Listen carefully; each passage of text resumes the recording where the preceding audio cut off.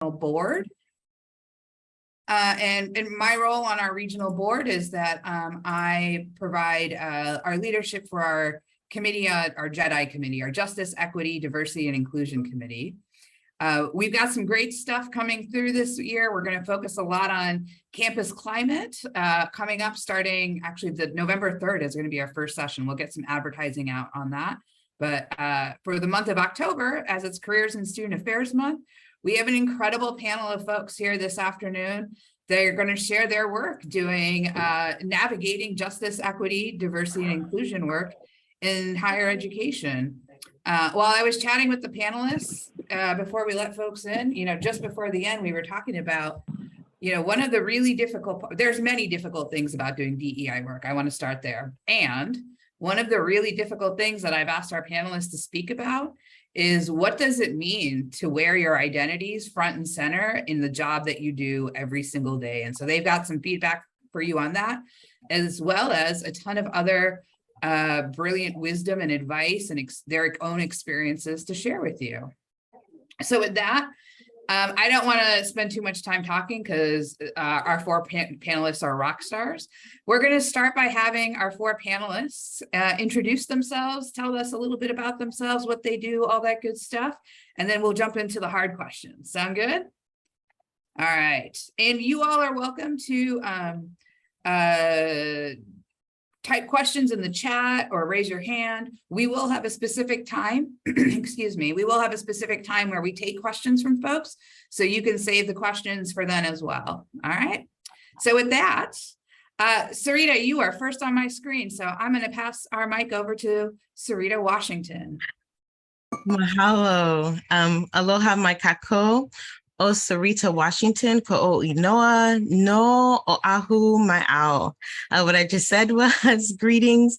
My name is Sarita Washington. I live on the island of Oahu. I am working on my Olelo Hawaii with the support of my colleagues. And I am currently a counselor on the Pu'uloa campus of Leeward Community College, where I service our early college students. I'm originally from Philly, go Eagles. And I know there are some 49ers fans in here really upset with me right now. And I'm really excited to be here to have this robust discussion with such esteemed colleagues. I am looking at this as the beginning of something special. And so I'm looking to see what we can do as a result of our discussion today. Mahalo. Thank you. Lorena, you're up next, Dr. Hola, hola. My name is Lorena Marquez. Pronouns are she, her, ella. And I come to you from Tongva land at Cal State LA. I'm the director of the Cross-Cultural Centers. And I've been here since August of 2020. So I keep saying that I'm still very brand new, even though I've been here for over 2 years. Before that, I was at Cal Poly for half of my life, 20 years. I started there as a student, and just kind of like most folks run into individuals who really inspire you and tell you kind of what your path should be. Maybe not what your path should be, what your path can be. And was pushed into the world of student affairs. But I'm here just excited to talk about justice, equity, diversity, and inclusion.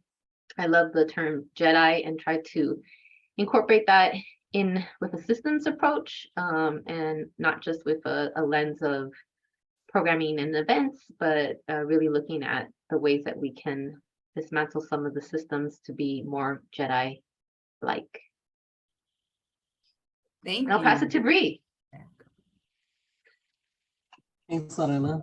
Hi, everyone. I'm Bree Serrano. I use he, him, and they, them pronouns. I am the program director of the Queer Culture and Resource Center at California State University, Dominguez Hills. I also teach at Cal Poly Pomona in Ethnic and Women's Studies, and I'm a PhD candidate. I really bring all of my identities to the table all the time, whether or not I want to. I am Latinx, I'm non-binary, trans, mass, queer, neurodivergent. All of these things show up for me, right, in the workplace, in my interactions. Hello? Hi. Um, and so I think that's really important, right? To name it as well as expand on that a little bit later of what does that mean for me in doing LGBTQ work at a predominantly Black and Brown campus, such as CSUDH. And I've been at a couple other Cal States, Cal State Fullerton and Cal Poly Pomona previous to this role. And so I also came from the Cal States. Cal State Fullerton was my undergrad. And so I'm really happy to be here. Thank you, Bree. And Paul, why don't you wrap us up with introductions? Awesome. So, hey everyone, I'm Paul Carter, use he, him pronouns. I'm here at Cal State Long Beach. Previously, I was working with Dr. Lorena in the cross-cultural centers at Cal State LA. I'm now at Long Beach as the assistant director for the Black Resource Center. And ultimately, I see the work that we do as making the reality of what the students know their campuses should be. And so just making what we already know should exist and be there, actually, make the commitment of the university. So happy to be here and love to have these conversations with y'all. Awesome. Well, thank you again to all four of you for joining us. I'm going to change up the order so we don't go in the same order every time y'all ask, y'all respond. So my first question for the group is, why did you choose to go into a JEDI related area? So let's start with Bree this time. Yeah, so I didn't really think about it in that way when I did it. I think I was looking for something unique in my graduate assistantship. There was not an LGBT center at Cal State Fullerton when I was there. I was the coordinator, and so I didn't get to have that experience as a queer student. And so for me, being able to take on that opportunity at Penn State was phenomenal, and doing the work there at a PWI was interesting. And then after that, I knew that I wanted to stay in that type of work. And so I went to Swarthmore College at the Intercultural Center, and since then have been doing LGBT work. I think what I really like to do is to provide the services, opportunity, and equity, and create discussions around intersectionality, because I think LGBT work specifically is largely white supremacist, as many other things are, even on campuses that are not white, and seeing in kind of that box. And so I do my best to challenge that and creating more equitable programs and services for students, and also to disrupt, right, cis and heteronormativity and gender in general, right, that exists on all of our campuses. Thank you to colonization. So I think it's more for the need as well as what I didn't have, for sure. Thank you, Bree. Let's pop over to Lorena. Why did you choose to go into JEDI related area? Why did I choose as a 18-year-old to think about justice, equity, diversity, and inclusion? I think I will say as an 18-year-old, but I think it kind of came to terms when I started my doctoral program, that the way I thought and saw the world in my life experience was very deeply connected to critical theory, critical race theory. It had this critical lens. Like I always was always paying attention to the gaps or the things that were missing. And so I feel like, I don't know if I chose it. I think it was innately like a part of like who I am, and therefore it becomes like an easy like alignment or purpose that you just follow, as you know, as an 18-year-old going into college and really beginning to do like your own identity work, development, understanding of self, understanding even of your family. I mean, at Cal Poly as an undergrad was the first time I learned about Dia de los Muertos, and then, you know, as a professional, I was running it with the lens of like community, and being super mindful of like, okay, how do I get my mom and dad to feel like they're a part of this when it's from their culture, like our culture, right? Like the disconnect that can happen with like institutions of higher education. So yeah, I don't know if I chose it. I think it was just, it's been a part of who I am as, I say I'm innately shy, which people are always like, you're not shy.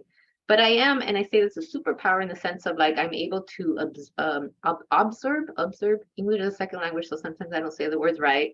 But I'm able to just pay attention and notice to things. And I feel like, you know, you become a Jedi warrior because you see a greater purpose than just the words. Because, you know, let's be honest, the words EDI or DEI have been become trendy. And so I love that this panel is also incorporating the justice part, because I do feel like that's a component of, as a student advocate, as a community or a student community organizer, and then just organizing, right, in the work that we do within the structures and within the systems that, yeah, I just felt like it was a part of what was next on my life journey. And so I was super involved, right? I was engaged as a student with all the cultural centers at Cal Poly Pomona, helped to create their programming months because I was like the ASI student multicultural affairs person. And that's how I just kind of started to learn about myself and others, quite honestly. And I will say still learning about myself and others, right? That learning and unlearning that just constantly happens. And so I feel like institutions that's the beautiful part about it, when we're in institutions of higher education, reaching higher learning. But also the messy part is that it's still work that needs to be done everywhere, and it's hard work to be done. Oh, Lorena, some days it feels like the work is never ending. Yeah, I feel you on that. Yeah. All right, Paul, can we please have you share next? Why did you choose to go into this JEDI work? Yeah, to kind of echo what Lorena and Bria both shared, like I feel like the work chooses us. Like we know what it feels like to struggle to find community. We know what it feels like to feel unsupported. And so like for me, it's like, how can I, knowing that, not contribute when I do have the resources, do have the opportunity to support students who are having similar experiences. For me, on my first day of college, I went to a predominantly white institution, a small liberal arts school in Claremont called Pomona College. And on my first day, I looked around moving into the dorms. It was like, I don't see anybody who's Black.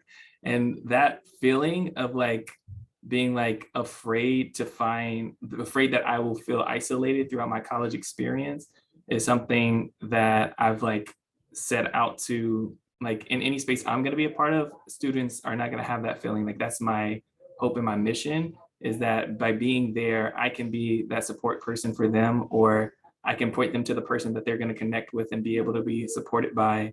And also put in place like what are the foundations for students, so it's not just up to a single person, but that there's something systematic in place that's going to support students within their culture and identities. And so that kind of like feelings, a lot of those things are things I couldn't articulate in college, but like moving into being a professional, working in a nonprofit supporting Black and Latinx students, I was able to do like college access work with them and helping them kind of understand things and unpack things that often takes until we're in academic higher ed spaces to talk about. And in addition, moving into higher ed was understanding a lot of those students coming from my community in South Central. We're having trouble just to find who's that person on campus I can connect to and relate to. And so that kind of motivated me to want to be that person. And also understanding like, sometimes I have to reconsider what does that mean so that it's sustainable, so that it's something that can continue to happen. And it's something that, you know, can be widely felt. So it's been said, but yeah, the work goes on. But ultimately it's knowing that whatever effort we put it in, students do feel it and it does make a difference. Awesome. Thank you so much, Paul. And Sarita, last but definitely not least, why did you choose to go into this field? So like some of my colleagues have expressed, it feels more like a calling than anything else. There are definitely some contextual and even cohort influences that I can look to.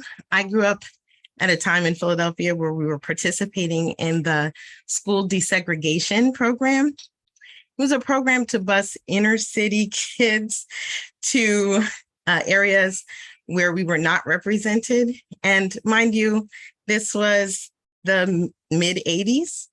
And Philadelphia is one of those cities that is very diverse, but it's also, there are a lot of ethnic enclaves, which can be a beautiful thing.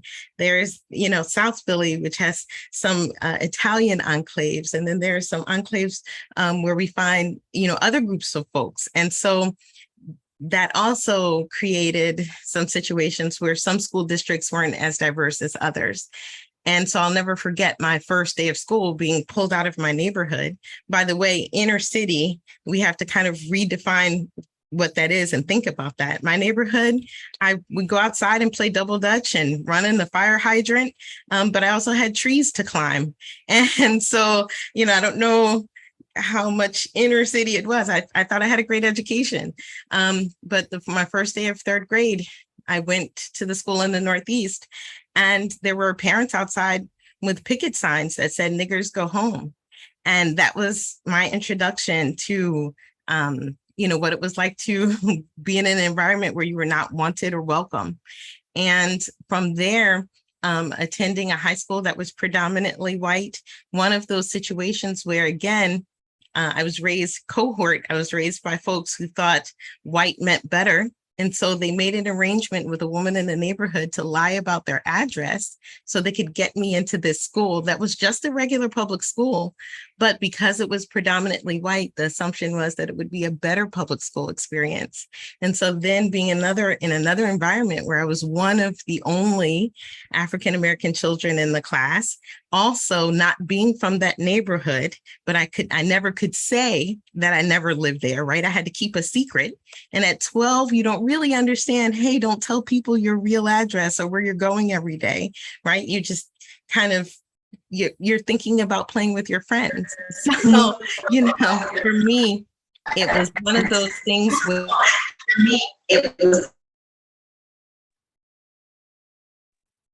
it was one of those things where I went on a search for identity, as some of my fellow panelists mentioned. So when I had a chance to apply to an HBCU, I went right down to Spelman.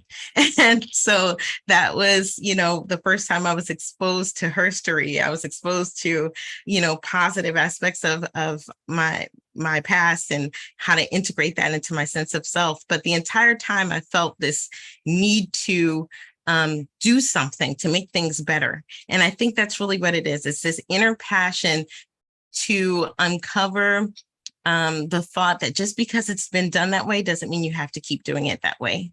And so it started for me, in high school when I joined diversity groups, and then it just kind of continued through college. And I just knew whatever position I took had to be one where students could feel included. I think I just really didn't want anyone else to feel the way I felt growing up. And so that led me to my current role in Hawaii, working with my colleagues on the Pu'uloa campus and assisting students. And I have a special affinity for working with first generation and Native Hawaiian students who need access to services. And I also had the privilege of co-founding the Social Justice League here on campus as well. Thank you, Sarita, for sharing your experiences and your life stories that have led you to this. You all are exceptional. Thank you for doing that. This is really hard work. And we intentionally titled this session Dismantling Oppression, because that's hard work. It's real, right? It's also really hard work, because initially I was like, that's a big title, but that's what you all do every single day. And we know it's not easy. So our next question is, what are the greatest challenges that you face in your career, in your current position or across your career? Either one is cool. This time, Dr. Lorena, we'll get started with you. Hey, when I see a familiar face, I want to say, hello, Dr. Love. Good to see you. You're at UCR? We'll talk later. The challenges, what comes up for me is the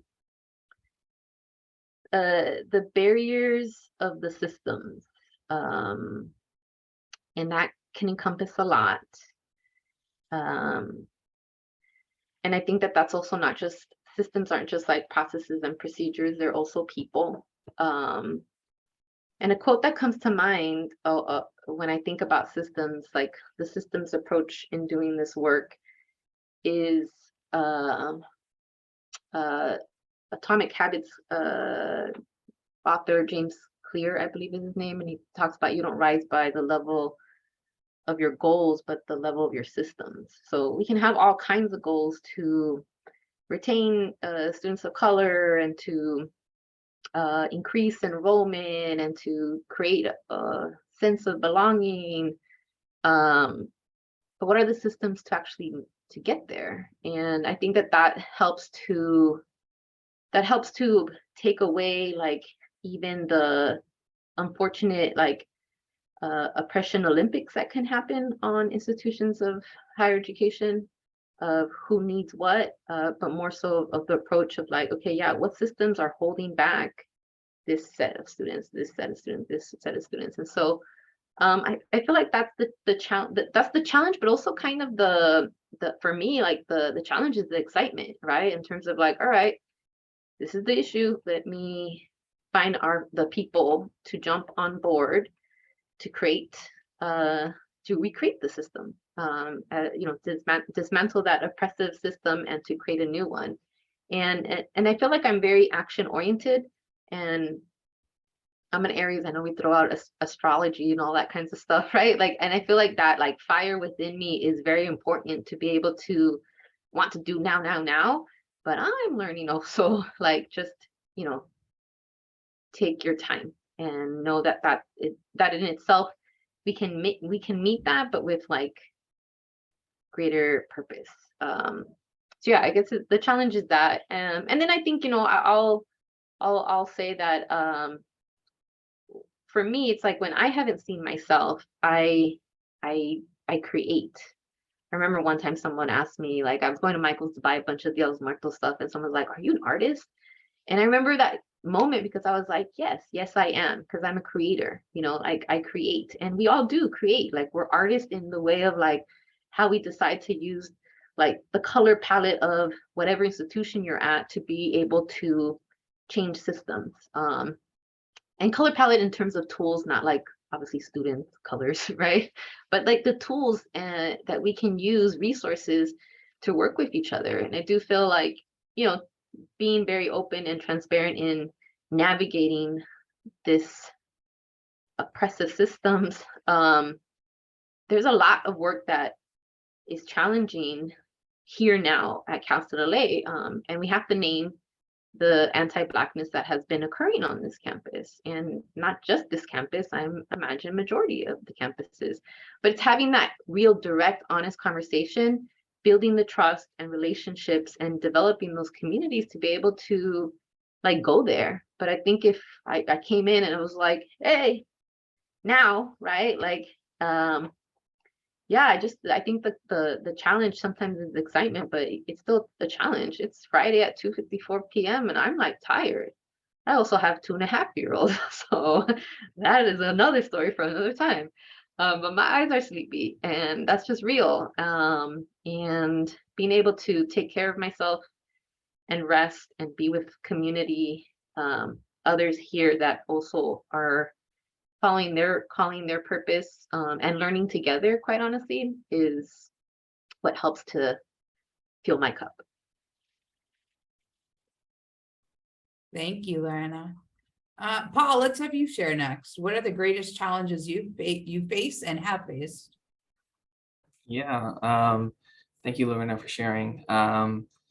I think one of the biggest challenges is knowing all of the weight we hold and the work that we do. It can be frustrating when we feel that others don't understand the value of the work. It's like, you know that we're retaining the most underrepresented students on your campus. Do you know that we're doing the support, the work of wearing multiple hats? Do you know that we're being counselors and advisors? Those aren't our job titles, but we take on those roles because we know that that work is needed to be done.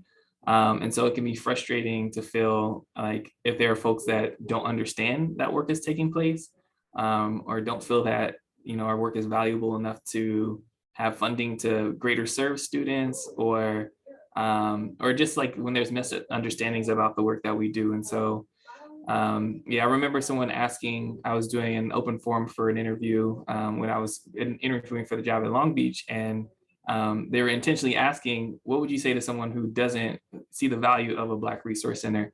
And for me, it was like, wow, like I actually have to, like, to me, it's so innate, like we know the value, right? Everyone in the DEI work knows the value. The person asking the question knows the value, but knowing that there are folks who won't see the value or only see the value when there's crisis, when there's a crisis that students from that community are facing, and they call you up and say, hey, can you hold space for them? Hey, what are students feeling? Hey, what can we do for students? And understanding that we can also be proactive and show support for students by, you know, holding space for them regularly, by having services and events for them that also build community. And it's not just about responding to trauma, but it's also unpacking maybe the daily, challenges that they're facing, or also uplifting the joy that they have. And so it can be difficult to explain why that's important if it isn't already something that you innately value, because it's, to us, again, we're in the work, and so we're like, I know exactly why we need to do this work, right?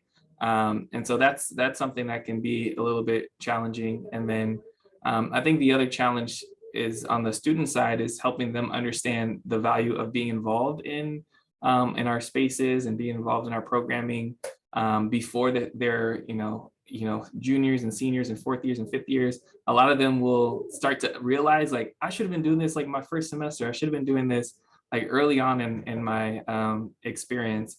But they are going through so much, they have so much on their plates that asking them to show up to a program, asking them to meet with us, asking them to apply for opportunities might not they might not immediately understand why that's important and valuable. But if we can do more work to help them understand that as soon as they reach the campuses, I think their experiences change dramatically. Thank you, Paul. Next up, let's have Sarita share. What are the greatest challenges you face? I think in terms of the field overall, there are 4 main challenges that I see for us who are engaged in this work. The first challenge I see is that there's a movement afoot to divide rather than unite us across the country. And, this idea that we cannot celebrate our heterogeneity is false. We can celebrate our diversity, and we can find commonalities in the human experience. And so this movement to create division is a definite challenge to the work that we're doing that involves inclusivity, because folks are changing the definition of inclusion to make it seem like we're excluding people when we're being inclusive. And so I think that goes to my second point, which is that there's a defensiveness about telling history about how it actually was. And that defensiveness makes it really difficult to have these discussions. There's a rejection of all the gaslighting that we had in all of our textbooks and things that we were taught. And, now we're able to face the truth. And there's just this defensiveness about doing so. So how do we pull in allies? How do we get our colleagues on board? And how do we deal with that feeling, that psychology? This in turn creates challenges. So I think this is the third challenge for safety. The library was a safe space for me as a child. I had a lot of stuff going on at home. I always knew I could go to the library to, take out some books. I couldn't wait till I got an adult library card so I could take out 6 books instead of 3, right? I was one of those type of kids.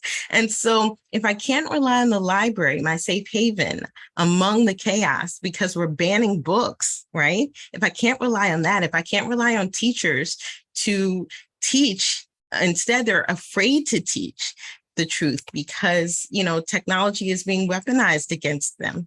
And people are making it personalized. So they're feeling like, okay, well, I have to take these posters of Rosa Parks down. I have to take these posters down, celebrating diversity. If that isn't safe anymore, then where are we headed? So I think that's the third challenge. And I think the last challenge is civility. This lack of civility in our discourse, it's disappearing. And so how do we bring that back where we can really truly listen and hear one another and respect one another. I think, for me, those are the 4 challenges that we face in this work. Thank you, Sarita. There's a comment that you made. So for our 4 panelists, I'm going to add a question in.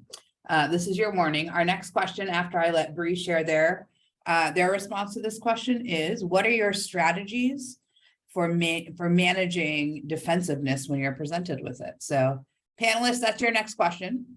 But first we'll have Bree share what your greatest challenges are. That was a good point, Sarita. That's why I want to come back to it. That was Thank you. great. I have a lot to say about that. But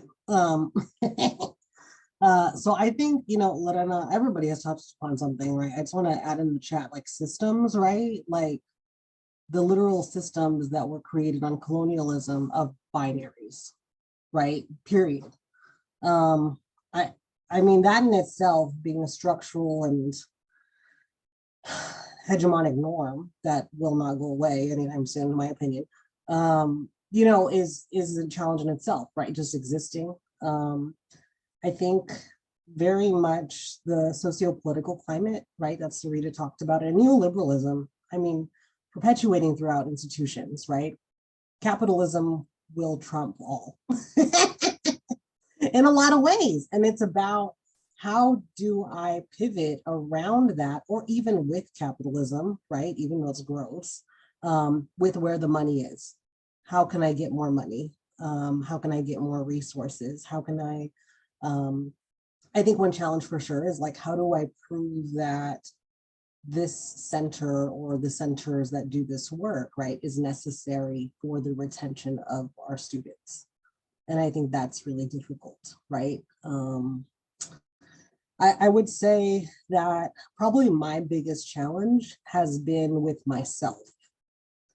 I think there will always be systemic challenges, it's just going to happen regardless of the organization, whether it's hired or not. The biggest challenge that I had was creating boundaries. And I've done that since one of my students passed away years ago. And since that has happened, I said, nope, you won't catch me there late at night all the time. I set limits, and Myra, shout out to you being very supportive. I took a 5-week vacation this past summer, and it was the best thing I've done in a long time. Nobody called me, texted me, nothing. I deleted my email from my phone. Don't talk to me. And in other places that I've worked at, I got a phone call when I was in Mexico. Is this file really that necessary for you to call me while I'm in Mexico vacationing? No.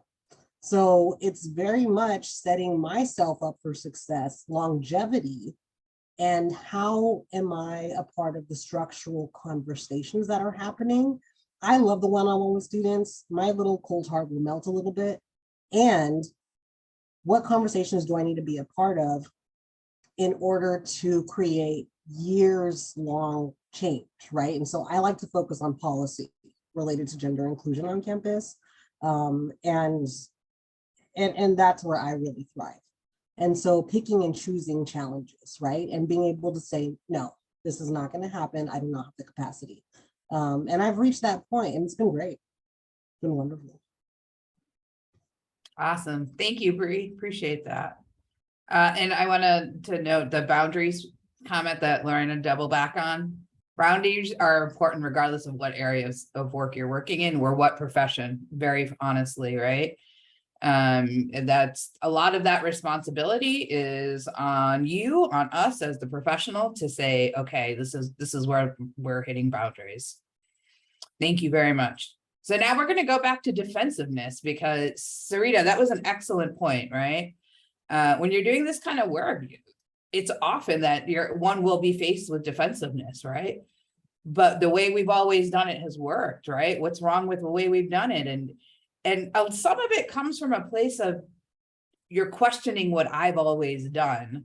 And so, people are humans. Defensiveness is a normal human emotion and reaction to things. So what are some strategies that the 4 of you have implemented when you have been faced with defensiveness? And Lorena, we're going to start with you this time. Sorry, I was spacing out a little. I was listening though. I think it was because I'm thinking about like when I've become defensive, I think Rachel Ricketts has a book called Do Better. And it centers around like when we think about the systems or the policies, the procedures that aren't made for us, that then people will, if we call it out, we're calling out like it's outside of us, but it's about like inward, introspective, reflective.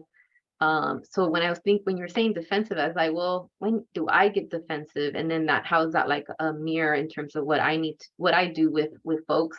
And really it's just sitting with them in it, calling out in order to call in approach. And those are hard conversations and also very easy to avoid conversations. I feel like the nature of where I'm at right now, I've had too many of those kind of type of conversations.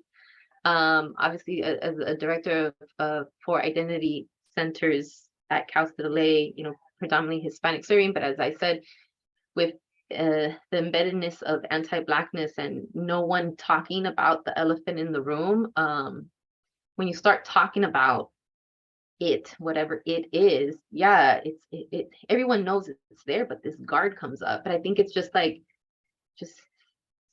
sitting in it, calling it out to be able to call it in. And I like that approach because it's like, it's not going to feel good, like to call out, and you're not calling out the person, but it's really like, if the person is connected to it, helping to sit with them to kind of understand, that approach. And I think that's like a lot of one-on-one, and really to me, it reminds me of just like the conversations that I have with students and staff and faculty even. Like a couple of faculty, in terms of just like stating the obvious that no one else is stating in a very respectful way, but also almost knowing like this may create this feeling of defensiveness and being ready for that, like, because you kind of you're stating you're not attacking, right? You're just stating, hey, I'm noticing, and like being able to be in a place where, again, first you got to do it yourself, right? Like do that inward work in order for then you to also sit there with another person to unravel it, because then that's the part where you also share your own struggles. And we're all imperfect, and being able to help someone along also is like a learning for yourself as well. So yeah, I would say it's just like the call in, call out, but it's like those hard conversations. Like when I was at Azusa Pacific University, it's a white evangelical Christian campus, and I always like say that's what the campus is. I feel like I've been having these kind of conversations all my life. It's part of the work, quite honestly, right? But it's like, I think because you're, a JEDI, it's you see it and you can't just let it go, right? You have to, not that you have to, but it's part of like making sure that there's a shift either in the person, the process, the project, the group, the team, whatever it is, in order for shift and uncomfortableness to happen. And I always say, if you're uncomfortable, back to Azusa Pacific, I felt like I made a lot of people uncomfortable, and I knew I was making change happen, and that change was going to not come from just that one time of that conversation, but it's just the beginning of like rumblings for other people to start like, oh shoot, like something that Paul said, like the question that was asked of them, oh shoot, like other people think like that, we come with our own lens too. And so it's like we have to be mindful of making sure that we're shifting, but also allowing for the shift within as well. Thank you, Lorena. Sarita, you brought up this conversation of defensiveness. You got to tell us, how do you manage this? I opened up a whole can of something here. And I think it's great for us to have this dialogue because we all get a chance to really think about it. And, it's something I've explored and I'm continuing to explore with my colleagues. We're planning on having a series sponsored by the Social Justice League on how to have, these challenging and difficult conversations. And as part of my research, it's interesting, to Lorena's point, the Anti-Defamation League actually makes a distinction between safe versus brave conversations. And I think there's so much focus on the continent right now with making sure classrooms are safe and children don't feel guilty learning about their history. And so they're banning these books. We're going to have a whole generation of college students, perhaps, who have not been exposed to the realities of history because of all this banning and because of this drive to keep them feeling safe in the classroom, per the 1776 project that some folks are working on, right? That's in I guess, response to our 1619 project.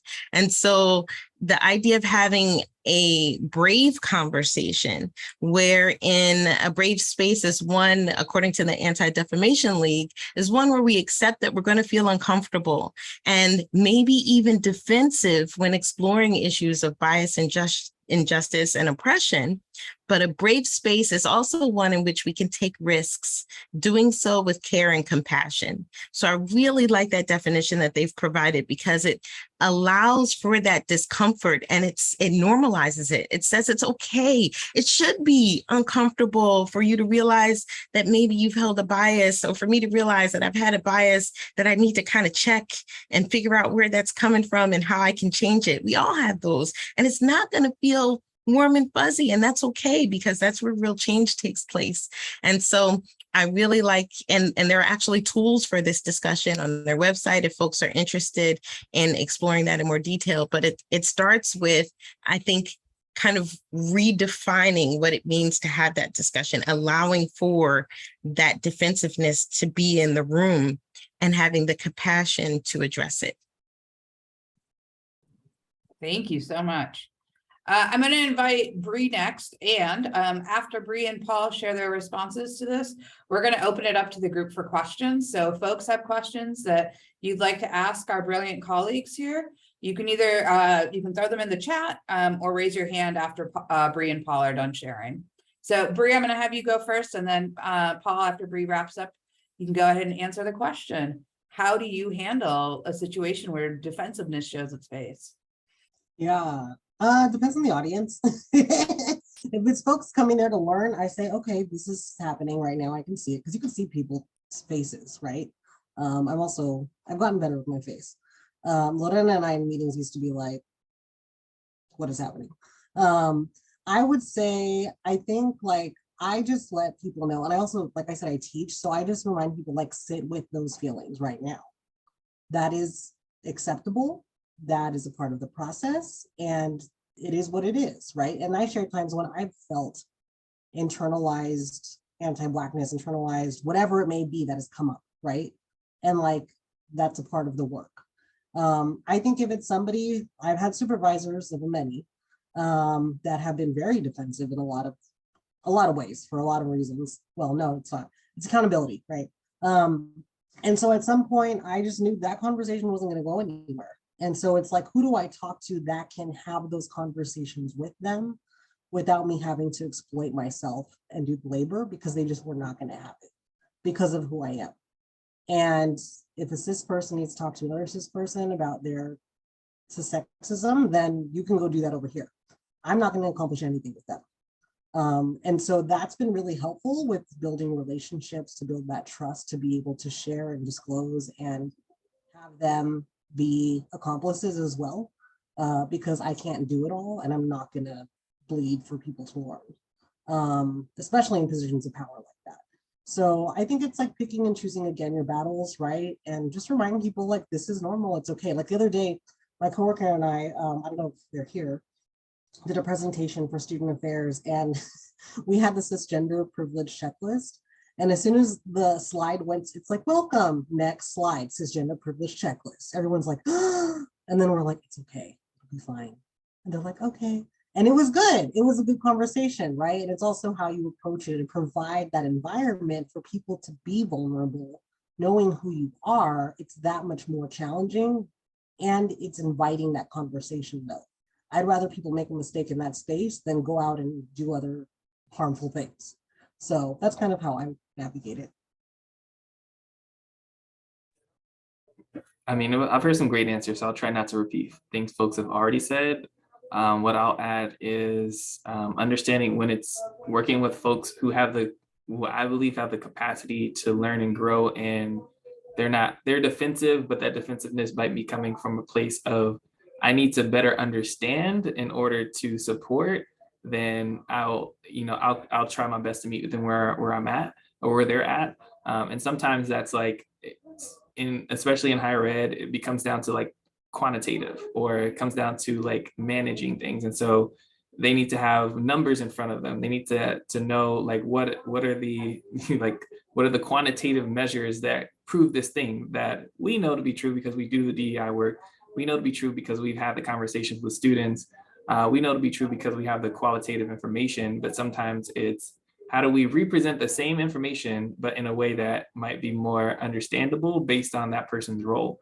Because if you're not in DEI work, or if you're not student facing, or if you're not, in the work of, programming, these might be things that just are not a part of your everyday vocabulary. But then when it's like, we're not just doing this program for this reason, we're doing this because you want to see more of your students be successful. And so sometimes it's talking about, there is an academic benefit to having extracurricular or work that's more focused on student affairs. It does impact them academically. It does impact their retention. It does impact them in terms of their overall experience on campus.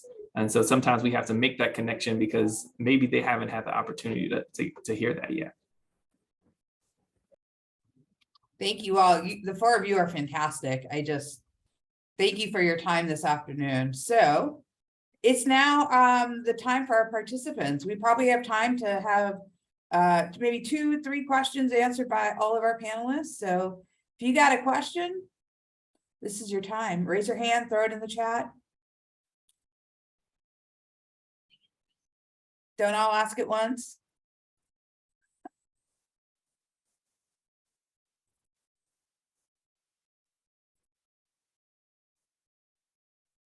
Carrie Ann, go for it. Hi, my name is Derek. We're just sharing the Zoom meeting right now. So I have a question for you all. I believe Bree mentioned longevity in the JEDI work and like protecting yourself. As a new professional staff in this space in working with JEDI, how do you all manage burnout? And I know you mentioned like a 5-week vacation, but what are other strategies you have that you wish you had known early on in your career that you could have established? Brilliant panelists, just unmute yourselves and answer. Go ahead. There's a quote from Audre Lorde that I really like, and it says, "Caring for myself is not self-indulgence. It's self-preservation, and that is an act of political warfare." So any of us who do this work have to realize that self-care is paramount to doing the work. It's really important. And so having that community in Hawaii, we call family Ohana. And I love the fact that my coworkers who support me in this work, I view as members of my Ohana. And what I love about family is, and when I work with, students in the LGBTQ plus community, of which I'm a member, I share with them, sometimes our biological folks are not the folks who can be Ohana, and that is okay. We can create our own. And those folks, having those folks around you, sometimes you just need a cheerleader. Sometimes you just need, them to show up in a space like this, letting you know you can do it. I have a couple of folks in here right now who are here doing that exact same thing. It's very intimidating to be on this panel and to share this kind of intense discussion. And they did not have to be here today, but they're here to learn, but also to support me. So finding that support system is really key, in addition to when you're thinking about your self-care, in addition to making sure that you're surrounding yourself with folks who believe in what it is that you're doing. I'll be brief. So I think I think as a new professional, I would always respond to emails very quickly, let it go into my weekends or evenings. Don't do that. Do not do that. Nothing's that necessary. Take time off. use your vacation time. And yeah, it was 5 weeks, but like I built that up, you know, take time off that's going to be meaningful for you. Like I said, I teach and I'm finishing my PhD sometime in the next lifetime. And, you know, it'll work out. Everything will be okay. It will be fine. And I let students know, hey, I'm going to therapy. Bye. I'm taking my medicine. I work out like 5 days a week. Like I do what I need to do to be alive and be able to live and not live for work. And so again, going back to boundaries, you don't have to prove yourself. Your work will prove itself because you will do quality work. And having a supervisor that's supportive of that is incredibly important for your wellness and being specific about what you need from your work environment and not settling for less. One thing for me, I had to learn that work assigned for me doesn't mean I have to be the one person to do every single thing in order to get it done. And so I'm still working on how do I delegate? How do I empower folks around me? How do I make this an opportunity for the campus to embrace an opportunity to serve students? How do I use it as a leadership opportunity for students to be involved with? And so understanding how I can reframe the work that needs to be done in a way that's not just about me getting it done and burning myself out and then not being here, but rather how can it be done sustainably and also in the process, you know, benefit others. And I'll just say ditto, ditto, ditto to all of my amazing colleagues. But also just don't forget to fill your cup as we're filling the cups of others. And I think whatever that fills your cup, right? Before having my daughter Esperanza, I was out and about all the time, traveling and yogaing, and that filled my cup. But now it's like the component of family and extended family and chosen ohana, as was mentioned. I think it's important to know that that's like the core of who you go back to, even though we're constantly spending more time behind these computers, that we don't lose sight of like our own values and what like makes us get up every day. And I'll just be honest, you know, higher education, it's hard to do some of that when you start, especially. There is a prove yourself kind of mentality. I think because I started in athletics, I was working, it felt like 24/7. I was a lot younger. But because of that experience, when I went into the Chicanx Latinx Student Resource Center, I was able to learn better boundaries. So I was out at 5, you know, except for when there was programs. And I felt like I helped model that because that wasn't what I saw also, right? And it's also what isn't like modeled to make it, quote unquote, in terms of to the next level of director, AVP, dean, whatever it is. It's almost like you have to sacrifice your time and energy to make it. And I just never bought into that. And so it's just, you know, keep connected to the core of who you are and what's your value system, or else someone else will kind of guide that for you. And I do feel that's hard to practice when you start, but it's not impossible. So I say that in the sense of like, make sure you spend time with yourself about like, okay, what's important? What is it that I want to get from this position, right? But what am I going to give? And also that you don't have to give times 100, especially in the first 3 months, you know. But it kind of feels that way. It kind of feels that way because you just don't know better. And then the last piece, since there's, I feel like a lot of new professionals, is I just have to say this, always, always, always negotiate. I don't know if it's connected to JEDI work, but it is, right? Negotiate your pay, because that's where that's your starting of then your journey if you stay in higher ed.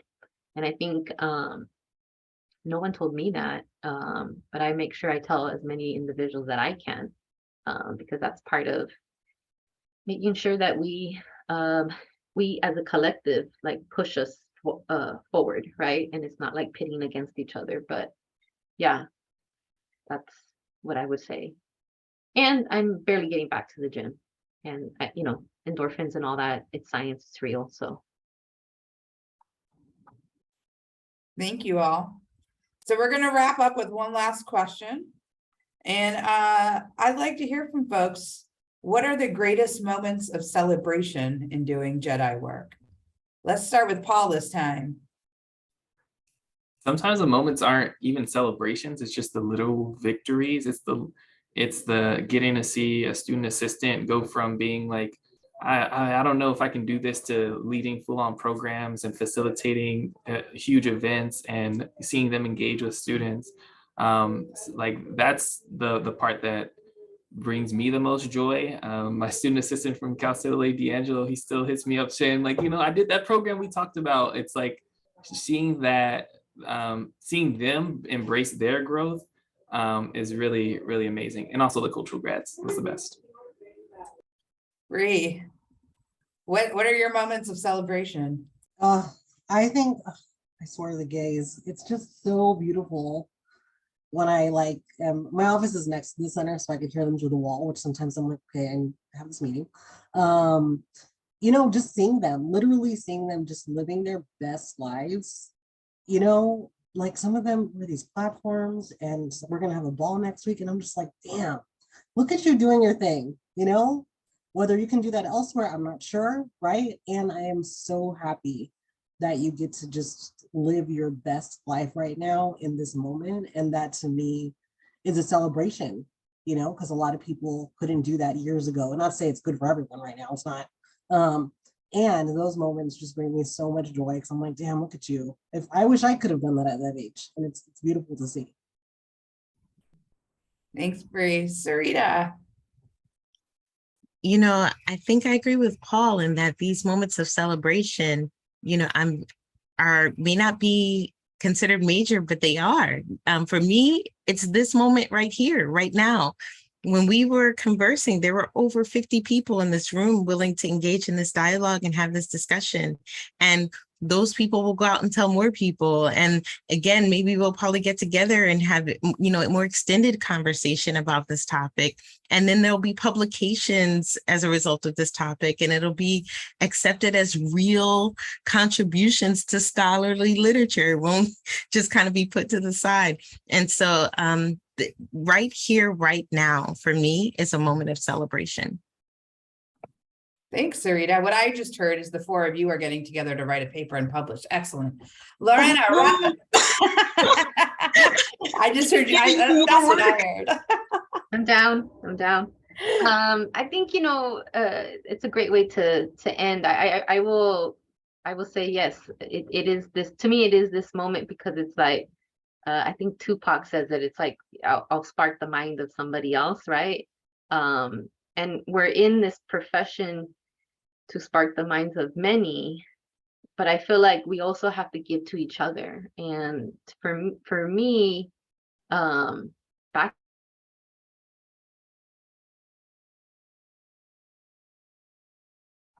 Oh no, Lorena, are you still there?